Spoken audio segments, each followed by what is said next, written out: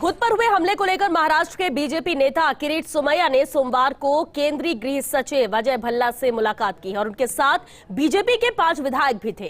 तकरीबन 25 मिनट तक गृह सचिव से मिलने के बाद बाहर निकले सोमैया ने कहा, उन्होंने हमारे मुद्दे पर चिंता जताते हुए बताया कि ऐसे ही कई शिकायतें पहले भी यहां आई हैं। सोमैया के मुताबिक भल्ला ने जरूरत पड़ने पर एक जांच टीम महाराष्ट्र भेजने की बात भी कही है।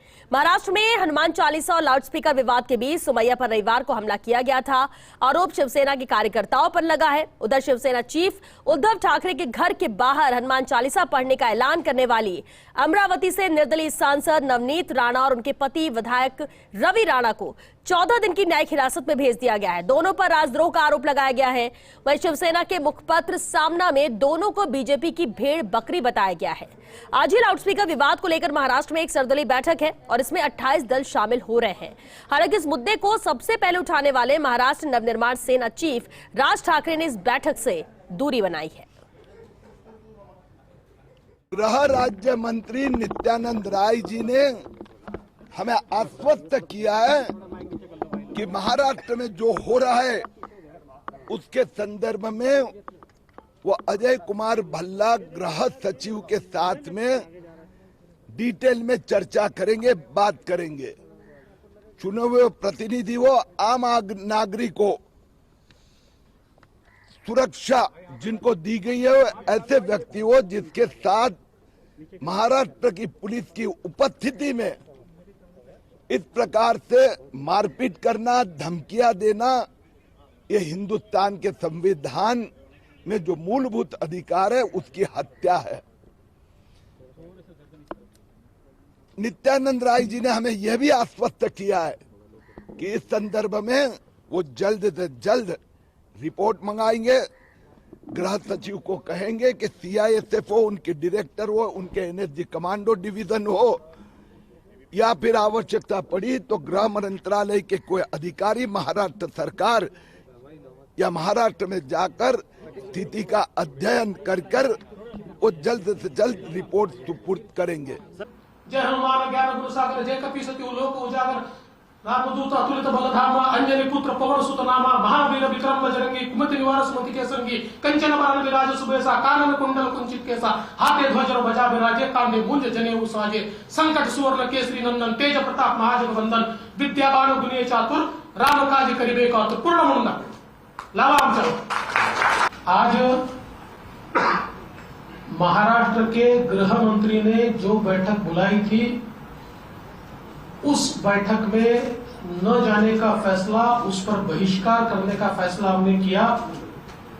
इसका कारण पिछले 3-4 दिनों में महाराष्ट्र में जिस प्रकार से गैर जिम्मेदाराना पद्धति से पुलिस का उपयोग करते हुए विरोधी पार्टी के लोगों को जान से मारने की हरकत की गई, प्रयास किया गया, इसके बाद संवाद के लिए जगह कहां बचती है। हमारा तो मानना यह है कि हिटलर शाही से संघर्ष होता है, संवाद नहीं होता। कुछ लोगों ने ये बात उठाई है कि सुप्रीम कोर्ट का निर्णय है, इसके बारे में इस पूरे देश को लागू होता है, तो इस बारे में अगर केंद्र सरकार ये निर्णय लेगी तो सभी के लिए सुविधा होगी। कुछ लोगों ने चर्चा उठाया कि ये जो किया जा रहा है ये जानबूझ के क्रिमिनल हेट्रेड तैयार करने के लिए, अशांति निर्माण करने के लिए हो रहा है। इसके बारे में जरूर मीटिंग में कुछ लोगों ने कंसर्न व्यक्त किया है। और चलिए इस पर और ज्यादा जानकारी के साथ मुंबई से सहयोगी आशीष तिवारी हमारे साथ जुड़ गए हैं। आशीष, देखिए अब वजह कुछ भी हो लेकिन महाराष्ट्र निशाने पर है। सवाल ये उठता है कि अभी फिलहाल सर्वदलीय बैठक भी बुलाई जा रही है, उसमें कौन लोग शामिल होंगे, सियासी घमासान पर क्या अपडेट? जी, जैसा कि आपको पता ही है कि राज ठाकरे ने पहले ही इस मीटिंग से किनारा कर लिया था। उनकी जगह पे एमएनएस नेता संदीप देशपांडे और बाला नंदगांवकर और नितिन सरदेसाई इस मीटिंग में शामिल होंगे। वहीं बीजेपी से जो पूर्व मुख्यमंत्री थे देवेंद्र फडणवीस वो भी इस बैठक में शामिल नहीं हुए और उन्होंने एक प्रेस कॉन्फ्रेंस की और लगातार शिवसेना और जो कांग्रेस और एनसीपी की गवर्नमेंट है उस पर वो हमलावर रहे। जब से किरीट सोमैया पर हमला हुआ है, शिवसेना पर बीजेपी लगातार हमलावर है और महाराष्ट्र के पूर्व सीएम और देवेंद्र फडणवीस ने सोमवार को इस बारे में एक प्रेस कॉन्फ्रेंस भी की और जमकर निशाना साधा। फडणवीस ने कहा कि पुलिस संरक्षण में बीजेपी कार्यकर्ताओं और नेताओं पर हमला किया जा रहा है और इस तरह से जो ये कार्रवाई की जा रही है उससे उनकी पार्टी और वो लोग डरने वाले नहीं है। और ऐसे में सिर्फ मुंबई ही नहीं बल्कि पूरे महाराष्ट्र में एक अराजकता का माहौल जो छा गया है। वहीं पर लाउड स्पीकर के मामले में उन्होंने अपनी भूमिका साफ कही है कि सुप्रीम कोर्ट के फैसले का पालन किया जाए और इस तरीके से जो ये सर्वदलीय बैठक की गई है उसमें आमंत्रित किया गया था उनको, लेकिन पिछले दिनों से जो महाराष्ट्र में जिस तरीके की घटना हुई है देखते हुए सरकार से बातचीत से अच्छा है कि बीजेपी जो है वो संघर्ष करेगी।